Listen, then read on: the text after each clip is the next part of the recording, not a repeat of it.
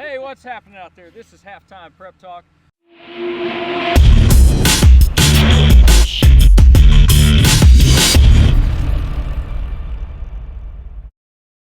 We're coming at you from Panther Field at Fleming County High School. You're watching HTPT on dailyindependent.com. This is Zack Klemme. This is Matt Sparks. I'm Aaron Snyder, and we're going to be joined by Coach Bill Spencer and senior Zach Alexander here in just a bit. Fleming County off to a nice start this season. Only one loss on the resume so far, but a big game, a showdown against Russell this Friday night right here. Fleming County beat them last year, so we'll see what happens. We'll get into that game a little bit. But first, let's rewind a little bit to the other night, a special night at Dodger Stadium. And Vin Scully called his last game at Dodger Stadium, 67 years behind the mic. Just an amazing, illustrious career for the man and the voice that all Dodgers fans have become familiar with, and all of America, all of baseball fans have become familiar with. But I love Charlie Steiner's call at the end of that game. Of course, it was a walk-off home run, but Charlie Steiner said at the end of his call, "This win is for Vin." And I thought that was so special. It just had a nice ring to it. Yeah. And that kind of brings me into the topic to open the show here at Fleming County, and that is our favorite sports calls of all time. And we talked about this before we went on the air. We prepared a little bit. A little bit. We have picked two apiece, unless there might be a curveball thrown. We tend to do that. But we picked two calls apiece that we'd like to talk about, our favorite sports calls of all time. It does not have to be limited to baseball. Zach, let's go with you first. Give us one of yours. Well, I've always liked, and really, this is a good call when it's so good that you keep using it again and again and again. So if you go back to 2003, Kevin Harlan is calling an NBA game for TNT. It's the Lakers and the Knicks. Kobe Bryant drives baseline, and it's this ridiculous dunk on Latrell Sprewell. And you can just hear the incredulousness. And Kevin Harlan's voice just goes, "Kobe Bryant, with no regard for human life!" And he liked it so much, his Wow. people are sitting there cracking up. And I guess he liked it so much he kept using it in recent years. He's used it for LeBron a couple times, and it's really gained some traction there. So pretty interesting stuff. That was pretty good. A pretty good Kevin Harlan imitation. Nice. I get my you had to release all your anger. That's what it sounded like. Yes. Matthew, you go with one of yours. Oh, I think one of my favorite calls happened at Dodger Stadium, which is speaking of Dodger Stadium. 1988 World Series, Game 1. A hobbled, let's say the last Kirk Gibson, can barely stand, to the plate. And the ninth inning, down one, Yes. one on, against Dennis Eckersley, one of the best save guys ever in baseball. Parks a home run in the right field bleachers. Yes. Jack Butt says, "I don't believe what I just saw." That's pretty Very good. nice. That's pretty good. And he was really spellbound by that. I mean, just like everybody else was. Because Kirk could barely Such a natural emotion. Yeah, Kirk could just barely even walk to the stadium, much less Right. get up Yeah. in that situation and knock that home run Of out. course. I'm going to stay with baseball with the first one of my calls, 2003 ALCS, the ghosts that haunted Boston at the time and then continued to haunt Boston. The curse of the Bambino was still alive at the time. 2003, Aaron Boone hits a 11th inning walk-off home run to send the Yankees to the World Series. And I love Charlie Steiner, once again, one of my favorite announcers. I brought him up again. I love his call. It wasn't anything really special just in terms of the words, but it's just the way he spoke it. And it was the first pitch of that inning, and as he rounds second base, it's just Aaron Boone, and he just let it out. And I loved it. And he and John Sterling in unison said, Yankees win. I just irritated because Aaron Boone started that season as a Cincinnati Red. He did. Yeah. I was just bothered by that. Yeah. I still have nightmares about that play. All right, one more call apiece. Well, it's kind of funny, we were just thinking about this a little while ago, but you mentioned that just kind of that natural emotion that came out. Yeah. And Jim Nance gets a lot of crap. Can I say that word on that can. show? He gets a lot of crap for being kind of canned and predictable and hello, friends, and all that nonsense. Right. But you go back to 2010, the Final Four there, and Butler and Duke, and just the way the game developed. The game was in Indianapolis. It's right next to Butler's campus. And, Sure. They had no business beating Duke if you look at it on paper. But they were so close. Gordon Hayward, let's fly this shot at the buzzer from half court. Butler's down 2, and it hits the backboard. Yep. and hits the front end of the rim and then rolls off so close. I mean, literally like a fraction of an inch further south on that backboard, and it probably goes in. And that's what Jim Nance said. It almost went in. It's like, really? I mean, that's a call you can't plan. That's right. You know, and that's maybe one of the great things about it. Obviously, preparation is a huge part of what we do and what broadcasters do. But at some point, you just want to be, you want to be real. You want a certain amount of authenticity that something doesn't sound like that you could draw up in a lab, and that's maybe not Jim Nance's strong point, but it was very good on that night. It was evident that night, as it was in 2005 when Tiger Woods made the chip shot that just crept up there to the hole and stayed hanging on the edge of the cup and actually froze. It seemed like time froze right there. And there's really an art to it, isn't there? Because Vern Lundquist on the 16th green waited. One of the best ever. Waited. Of course, he said a couple things as the ball was rolling. He said, "Oh my goodness," and then the ball stops and then drops in, and it's just a wow. And then he goes, "In your life, have you ever seen anything like that?" Marvelous. Very nice. I loved it. Very nice. Yeah. For my last one, I'm going to maybe one of the biggest sports moments in history of sports. Yes, of course. The Miracle on Ice, 1980 Winter Olympics. Where the USA hockey team. You actually saw that in person. I did.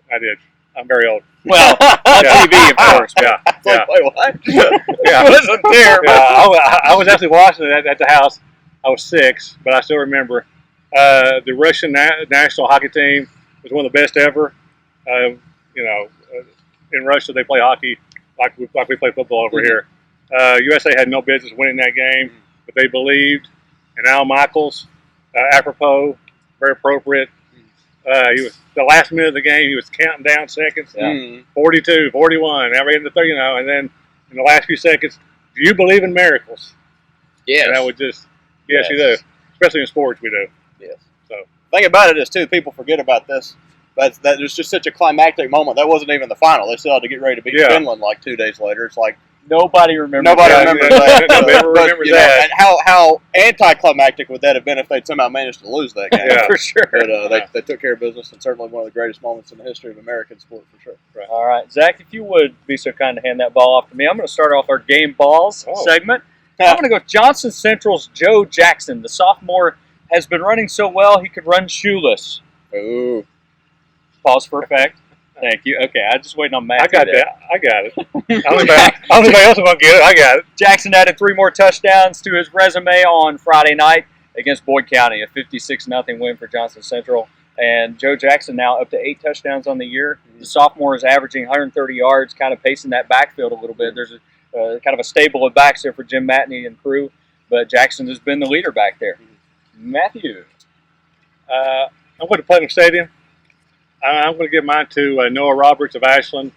Missed the first 2 games of the season with an injury. I think he's rounded back into form. Yeah. Made the most of his carries of the night against Round County. Had 4 carries for a 171 yards. That's about a 41-yard. Good average. 41 yard per carry. 3 touchdowns, 3 long touchdowns. I think Ashland now has got maybe their full roster back. Curlin Brown now is back too. I think now they're kind of full strength. I think they're kind of riding the ship against the Vikings, I think. Very nice. All right. Zach? Well, Russell comes in here. Obviously, Friday night had a big game last Friday night. And we'll talk to Bill Spencer later. He'll get into this. But really, the Class 3A District 5, its big games are really right all off the bat. One of them last week, Russell and West Carter. Russell's up 14-3 early in the second half. West Carter recovers its own onside kick to start the second half, and they start driving. Finally get a little thing going. Peyton Brown recovers an onside kick. Sheldon Coons carries the ball deep into Russell territory, but they get themselves into 4th down, so they go out, send out the field goal unit, and it ends up being a fake field goal.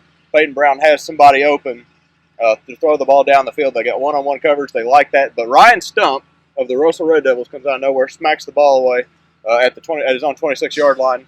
And Russell's trying to preserve momentum there. Their offense was not as strong as maybe they wanted it to be, if you read into some of the comments that were made after that game. West Carter's trying to make a dent there, and really West Carter was able to do nothing of significance offensively after that play. So Ryan Stump made a play that really kind of changed the game a little bit, allowed Russell to let that defense to preserve what it was able to do. And a big win for Russell getting ready to come in here on Friday. All right, let's dig into Week 7. Let's go to our 3-point stance as Klemme punts the ball away.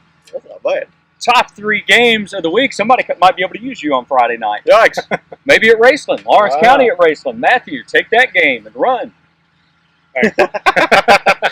Well, this matchup has really produced some great games over the years. Yes. Especially maybe last year, as we recall, Bailey Walker strips a Lawrence County player in the final seconds to give Raceland a victory. A different set of players come from Lawrence County into Ram Stadium this Friday night. Grant Kaiser and those guys are long gone. Right. This team's, I think, still trying to adjust a little bit to have a new personnel in certain spots. Coach Alan Short last week, 2 weeks ago, against Greenham County, said that the Musketeers played a little faster than they wanted to play. Well, they had a week off to prepare for Raceland now because Raceland plays pretty much the exact same way as Greenham does. They like to play fast. They like to get it up and down the field. And right now, Raceland's offense is clicking pretty good. Nathaniel Davidson leads Class A in most passing categories. Leads the area as well. John Cherry and Karen Webb lead Class A in receiving yards, 1-2. So Raceland's got a pretty potent offense for Lawrence County to deal with on Raceland's homecoming night. Yeah, Lawrence County secondary better be ready. Yeah. Zach, you're going to be at Boyd County and Ashland. A big game, obviously, always the one that gets people's attention around here. But it's not been a close rivalry over the last several years. No. Boyd last beat Ashland in 2003, tore down the goalposts after that game in Canonsburg, and they will certainly try to do so again if they manage to win in Putnam on Friday. No doubt. But 13 straight wins for Ashland there in the series, and unfortunately for Boyd, they're kind of catching Ashland on the upswing, and they've struggled a little bit the last couple of games. Of course, Boyd has not scored in its last 8 quarters of football, whereas Ashland has actually allowed 3.3 points per game in its last 3 games, which are all wins. So Boyd, of course, has struggled a little bit with injuries, and they're hoping to get some of those guys back, or at least closer to being back to full strength. And they'll certainly need to try to figure out some things to do to move the ball against an Ashland defense that has really stepped up its game since the first couple of games of the year. I kind of like this rivalry that's kind of forming here at Fleming County. Russell and Fleming County. That's going to be a dandy of a game, I think, and it was last year. Fleming County kind of, delivered a little bit of a wake-up call, I think, to Russell last year. And Red Devils kind of responded from that and did better throughout the season after that game. But they were like, you know what, we're here in this district, and we're to be reckoned with. And I think that's the case again this year. Fleming County's offense is getting a lot of credit, as it should. Zach Alexander leading the team in receiving, Josh Crump leading the team in passing. But Fleming County also pretty strong defensively. And they won that game 18-7 last year with some key plays from Alexander, key plays from the defense. And a lot of those same guys are back playing defense for Fleming County. So kind of underrated, the defense for the Panthers. And what TJ Maynard would like to see for Russell is a little bit more on the offensive side. I mean, I think every week he has been frustrated with some aspect of their offense. Russell's had a nice season, but it's been all because of their defense. And, if they can get Nick Conley going, everybody's kind of waiting for that breakout game to happen, and it probably will. Eventually. I don't know if it will this Friday or not, but it probably will eventually. If they can still keep improving in the passing game as they have, it seems like each week with Austin Smith, Landon Brewer, so on and so forth. You mentioned Ryan Stump as well. I mean, there's a lot of weapons on both sides of the equation here with these teams, and I really think it's going to go down to the wire. And Dre Bowen talked to you the other night about this game, and they do not want to see Fleming County win this again as it did last year. So here's what Bowen had to say. We're ready to get payback on those guys at Fleming County. They got us here last year. We're ready to punch it to it next week. That's what we're really looking forward to. We've been looking forward to this. We marked this on our calendar as soon as the schedule came out. All right, fellas, I think it's time to travel inside the Fleming County locker room and talk to Coach Spencer and Zach Alexander. Back here with Coach Bill Spencer of the Fleming County Panthers, getting ready for an AP Class 3A Top 10 showdown. Number 8 Panthers take on number 6 Russell on Friday. And Coach, obviously always one of the biggest games of your year. And what's preparation been like for the Red Devils this week? Oh, it's been great this week. We've known all season long that this was going to be a big game. It's always a big game when you play Russell. We've kind of talked about it actually since last December about this football game. So the kids have been ready for it, fired up for it. We've had a good start, luckily, up to this point. So, this week kids have been focused and just doing what we can do to try to hopefully win a district championship. A historic victory over the Red Devils last year in Flatwoods. And has preparation, the first time you guys had beaten them since you've been here, how has preparation been different, or has it been different coming off of maybe that experience last year versus maybe in years past? I don't really know if preparation's been a lot different, but the mood of the kids is a little different because now they know that they can beat Russell. When you've been at a place, our school had only beaten Russell twice before that, and that was both in the same season. So when it's been that long since you've beaten a team, no matter what we say as coaches or what the kids do, they don't really know if they can beat that team. So once they've done that, now this year, I think those kids have that confidence. They know that if they play well, that they can win the ball game. Of course, you guys traditionally, even dating back to the years of Gene Peterson, had a pretty strong offense, and again this year that trend has carried on. How much do those guys kind of really carry your team and set the tone for what you guys are trying to do? Well, we knew coming in that we had a lot of athletes at the skill position. We were going to be a tough team to defend if we could get our offensive line in order. That's where we lost the most kids last year. So having athletes like Zach Alexander and Jaden Waller and Brad Glasscock at the receiver position, that all three can make big plays, it kind of helps us, spreading the ball out. Then we have Travis Humphrey back there in the backfield as a running back, and the games that he's been healthy, he's been a huge asset for us. So having those guys, spread the ball around, spread the field around has been big for us. Obviously we've scored a lot of points this year and put our defense in good positions. We worked with a couple of guys who are kind of long-term veteran coaches, legends you might even say in the area. Of course, worked with Kevin Brown, was an assistant coach when you were at West Carter, coached under Gene Peterson for some years here. You personally as a coach, how much did being around people like that kind of help you along as becoming a coach yourself? Well, coaches, we like to be scavengers. We like to pick up as much as we can from everybody. So being around playing for Kevin whenever he coached at West Carter as an assistant, I kind of, picked up some things, tried to remember back some things that we did in practice, game prep and those types of things. With Coach Peterson, I was here with him for 11 years, so kind of got to know him really well. He's kind of like a father figure and a big brother at the same time. We talked daily, of course, when he was here, and we still talk a couple times a week, since he's been gone. So keep up with those guys. Even Coach Maynard at Russell, we talk during the season, compare notes on teams, compare things. So we're always looking to get what we can get from everybody, kind of scavenge in some ideas and do what we have to do to make our team the best it can be. West Carter alum, of course. What's it like coaching against your alma mater in district games every year? 17, 18 years ago when I first started coaching, it was a little weird. Now it's just, I still hope those guys have success when we're not playing them, but now it's just another ball game. Like the first few years when we went to West Carter, it was weird being on that opposite sideline, and now they're on that other sideline, so that won't be such a big deal. Yeah, sure. Coming in, of course, you guys have had some success against your big rivals the last few years. Mason County, not in your district anymore, but beating those guys a couple times in a row, beat Rowan as well, and beginning to have a lot of success against your rivals and hoping to kind of spark that kind of rivalry, I guess, with Russell as well. How big of it as a program is it for you guys to be successful in those kind of games? Well, it's huge for a program, to kind of keep that momentum going. We talked back when we were playing Mason County, the fans made a big deal of this was going to be maybe our third year in a row that we could beat them. They didn't realize that our junior class has never lost to them. They beat them in middle school. They beat them in freshman. They beat them in JV. They've beaten them, their freshman and sophomore year of varsity. So when you get that tradition going, then when you go into games, it's not can we beat them, it's that we expect to beat them. And when you have that expectations, that belief, it's huge for your program. Certainly the program headed in the right direction here at Fleming County and looking for another big step on that wall on Friday night. All right, here with Zach Alexander from Fleming County, obviously having a good season again. Got injured, though, last year after the Russell game. Had a big impact in the Russell game that you guys won 18-7. We'll talk about that here in a minute. But what was the road back to playing again from the torn meniscus? What was that like, going through that and being back finally getting back on the field? It was really rough and depressing. Just couldn't be out there with the team.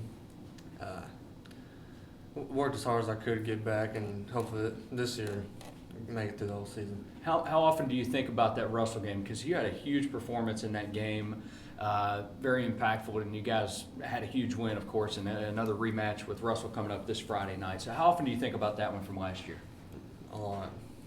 Just gotta keep working and getting better. Hopefully this year be a lot better than last year. What stands out about that game, though, from last year? Just the intensity. This week compared to any other week, it's so much different. Russell's defense has been taking a lot of headlines this year. They've and deservedly so. They've kept every opponent to single digits so far this year. What does the Red Devils defense present? What are you guys kind of game planning for this week? Pretty much the same game plan. Just gotta work to continue to do it. Obviously, your offense has been very explosive. 21 catches for you personally, 399 yards and 4 touchdowns. As a receiving core, can you kind of describe the camaraderie there among you guys? Brad Glasscock, of course, is another guy who's had a big impact, and Jaden Waller as well. Josh just knows how to throw to us. We can get open. We can fly past people and try to break tackles and get in. And you were talking before we came on camera here about how you and Brad and Jaden have a good relationship away from the field as well. How often do you guys kind of hang out and, kind of develop that friendship off the field?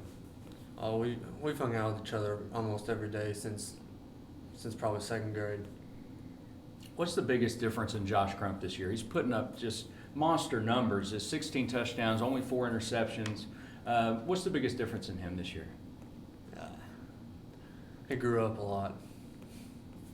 He really ain't scared anymore. Well, it's obviously shown on the field for sure, and obviously you guys are very focused. You have the countdown up there, beat Russell, and I'm looking at it right now, 2 days, 7 hours, and I think maybe 22 minutes if I'm reading that right. So how often do you kind of look up at that, and it's like, you're looking up at that, and what does that keep your focus on what you have to do, this task on Friday night? Just got to get it done. That's pretty much it. Defensively, you play outside linebacker. How much do you like that position? Oh, I love it. Come in and get some big hits off the outside and drop back to safety and doubles. How much do you think this defense should be getting some attention? You guys offensively, of course, putting up a lot of points, but defense has been pretty good overall. I know the Greenup game, we talked about that a little bit before we came on here. Gave up a few more points than you wanted to, but for the most part, defense has been pretty good, hasn't it? Oh, yeah. What do you think has been the highlight of the defense so far this year? We're skilled at every position, really. We can pretty much do anything any other defense can do. Zach might have the best hair we've had on HTPT so far this year. A lot of times when you come across people with the long hair, the long locks, there's some inspiration behind that. Is there any inspiration behind the long hair? When I cut it, I'm giving it to some cancer patients. Okay. I haven't really figured out which group I'm going to give it to. All right. And when was the last time you had a cut? Last August. All right. So you have an admirable reason for growing it out for sure. And it looks pretty cool out on the football field, I'm sure, too. Zach, what about your future? What are you planning on doing after your days at Fleming County are over? I've been planning since I was little to go to EKU, study mechanical and electrical engineering, but hopefully go for football. Okay. All right. What about off the field interest? You talked about dirt bikes. What kind of piqued your interest in dirt bikes, and how often do you get to go out and ride? Anytime I'm not on a football field, I'm riding. Ever since I was little, I've been riding. Me and my dad, he got me on dirt bikes when I was real little. Just stuck.